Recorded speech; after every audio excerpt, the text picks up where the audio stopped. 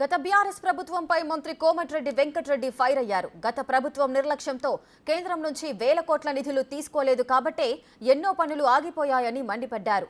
300 కోట్లు కడితే regional ring రోడ్డుకు 25,000 కోట్లు ఇస్తామని కేంద్రం చెబితే కట్టేది లేదని ఆనాటి సీఎస్ సోమేష్ కుమార్ లేఖ రాశారని కోమటిరెడ్డి ఆగ్రహం వ్యక్తం చేశారు. నిన్న సీఎం రేవంత్ రెడ్డి అడగ్గానే ఆ 300 కోట్లు కూడా కట్టక్కర్లేదని కేంద్ర మంత్రి గడ్కరీ వెంటనే నిధులు విడుదల చేశారని కోమటిరెడ్డి చెప్పారు. 700 కోట్లతో నల్గొండకు బైపాస్ రోడ్డు మంజూరు చేసినందుకు కేంద్ర మంత్రి గడ్కరీకి ఆయన ధన్యవాదాలు తెలియజేశారు. కిషన్ రెడ్డి మాత్రం తెలంగాణకు ఏమీ ఇవ్వలేదని కోమటిరెడ్డి మండిపడ్డారు. 300 కోట్లు 200 కోట్లు ఎంత అవుతుందో అది మీరు పే చేయాలంటే ఒక దుర్మార్గుడు అవినీతి పరుడైన ఆంధ్ర క్యాడర్ చెందిన అవినీతి అధికారి సోమేష్ కుమార్ గారు పెట్టుకుంటే ఆ పిచ్చి అధికారి మేము గట్టము అని చెప్పేసరికి అప్పుడున్న నేషనల్ లెవెల్ చైర్మన్ ఈ ప్రాజెక్టు మేము ఇయ్యం సదరన్ పార్ట్ అని చెప్పి ఓ లేఖ రాశాను. ఆ లేఖ కాపీ మీకు తీసుకొని వీళ్ళకి ఇవ్వండి ప్లీజ్. నేను మొదటిసారి రివ్యూ చేసుకున్నప్పుడు ముఖ్యమంత్రి గారు ఇట్లా జరిగిందని చెప్తే మనం పే చేద్దామని చెప్పి స్టేట్ గవర్నమెంట్కి వెళ్ళి చీఫ్ సెక్రటరీకి వెళ్ళి లెటర్ రాపించాడు. శాంతికుమార్ గారు చెప్పగానే సీఎం గారు ఆదేశాలు ఇవ్వగానే నేను రాగానే మినిస్టర్లు రివ్యూ చేసి వచ్చిన తర్వాత చెప్పిన ముఖ్యమంత్రి వేసి మనం కట్టేద్దామని చెప్పాడు. అది కూడా నిన్న మేము అడిగితే రిక్వెస్ట్ చేస్తే అది మీరు అవసరం లేదు, యూటిలిటీ ఛార్జ్ మీరు అవసరం లేదు, మేమే భరిస్తామని చెప్పి వెంటనే గడ్కరీ గారు కింద ఆఫీసర్లు అందరూ కూడా ఉన్నారు చాలామంది, వారికి కూడా ఆదేశాలు ఇవ్వడం జరిగింది. So land equation southern part northern part టోటల్గా త్రిపుల్ సంబంధించిన రీజనల్ రింగ్ రోడ్ అది వస్తే ఇవాళ హైదరాబాద్ తెలంగాణ 50% కవర్ అవుతుంది ఈ రీజనల్ రింగ్ రోడ్తో. మీరు అనుకున్నట్టు హైదరాబాద్ తెలంగాణ రూపురాకలే మారిపోతాయి. ఆ త్రిపుల్ ఎమ్మడి ఇండస్ట్రియల్ పార్క్స్ కానీ, కొన్ని దగ్గర ఫార్మాసిటీ కానీ, కొన్ని దగ్గర ఐటీ పార్క్స్ కానీ క్లస్టర్స్ ఏర్పాటు చేయడం, మళ్ళీ ఈ రింగ్ రోడ్డుకు ప్యారలల్గా రోడ్ వేయడం, అలాగే కేంద్ర ప్రభుత్వం దగ్గర ఉన్న దాని చుట్టూ రైల్ రోడ్డుని రైల్వే కనెక్షన్ రింగ్ రోడ్ లాగా రైల్వే ప్రాజెక్టు కూడా ఆమోదిస్తారని చెప్పిండ్రు. దాన్ని టార్గెట్గా పెట్టి రేపటికెళ్ళే కార్యాచరణ చేస్తున్నాం. మరొకసారి కేంద్ర ప్రభుత్వానికి ముఖ్యంగా గడ్కరీ గారికి నిన్న సీఎం గారు నేను పోయిన సందర్భంగా వారు స్పందించిన సూచించిన తర్వాత మనం ఎంత కోల్పోయామో అర్థమైపోయింది.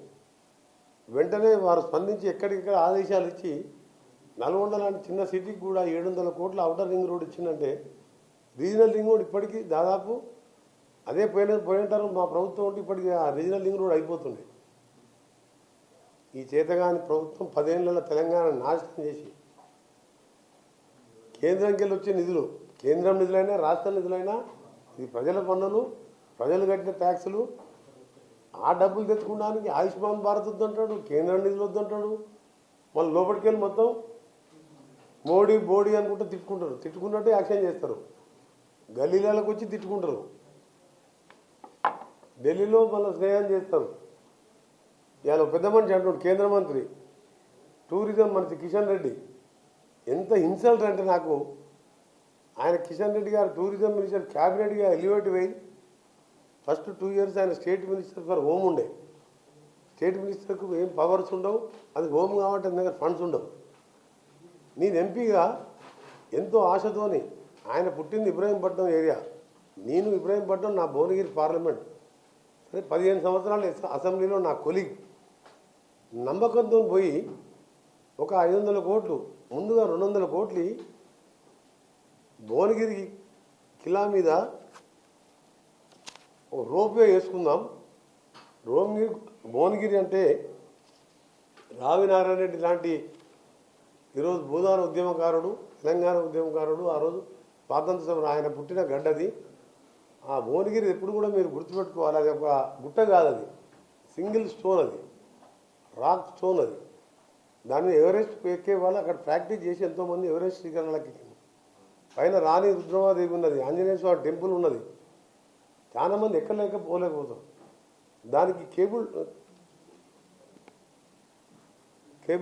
కేబుల్ కార్కు 200 కోట్లు ఏమయ్యా.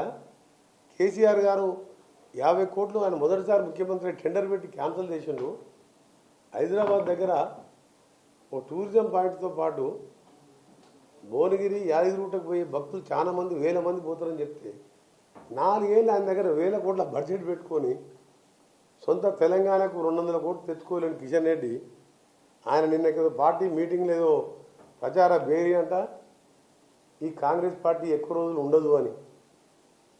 మిస్టర్ కిషన్ రెడ్డి గారు, మీరు ఇలాంటి మాటలు మాట్లాడటం తప్పదు. మీరు వేరే రాష్ట్రాల్లో పార్టీలను గెలిచి ప్రభుత్వాలు కూలగొడుతుండొచ్చు, కానీ తెలంగాణలో ఇది పోరాటాల గడ్డ. ఇది సొంత పార్టీని ఎదిరించి తెలంగాణ తెచ్చుకున్నాము. ఇవాళ నువ్వు కాంగ్రెస్ పార్టీ టచ్ చేసినా నీ బీజేపీ పార్టీ నామ మాత్రం లేకుండా చేస్తాం. నువ్వు కేంద్ర మంత్రిగా ఉండి త్వరలో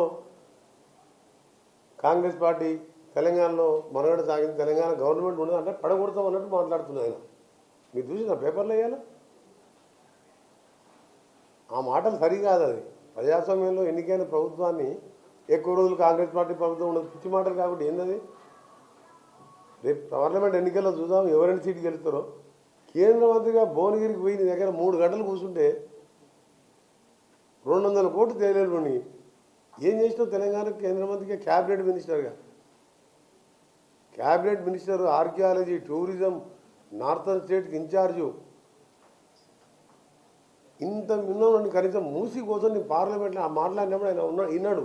4 సార్లు మాట్లాడినా. అర్బన్ డెవలప్మెంట్ కానీ మీరు ఏదో పోర్ట్ఫోలియో స్పెషల్ ఫండ్స్ ఇవ్వండి. నీ సికింద్రాబాద్ డ్రైనేజ్ కూడా వచ్చినాయి, మూసీలో కలిస్తే అది అంత వచ్చి మా నల్గొండ జిల్లా ప్రజలే కాదు గ్రౌండ్ వాటర్తో ఇప్పటికీ ఫ్లోరైడ్తో పాటు దీంతో నాశనం అయిపోతుందని చెప్తే ఒక్క పైసా తీసుకురాలే. 5 ఏళ్ళు క్యాబినెట్ మినిస్టర్గా ఉండి ఆపోజిషన్ ఎంపీగా ఉండి గడ్కరీతో 3000 కోట్లు తీసుకొచ్చుకున్నాను.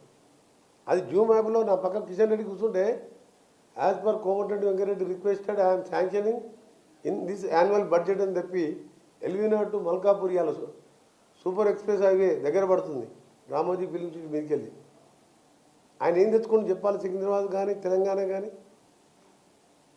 ఆయన తెలంగాణ కాంగ్రెస్ పార్టీ ఎక్కువ రోజులు మనగడదాం ఇలాంటి పిచ్చి మాటలు బంద్ చేయాలి కిషన్ రెడ్డి. మీ అలా చూడు ఇవాళ గడ్కరీ గారి దగ్గర ఇవన్నీ వర్తే కాదు, ఇంకా కూడా రాబో కాలంలో 3 ఏళ్లలో 4 ఏళ్లలో వచ్చే 5 ఏళ్లలో హైదరాబాద్లో నేషనల్ పరంగా రావాల్సిన నిధులన్నీ తీసుకొచ్చి డెవలప్ చేసుకుంటాం.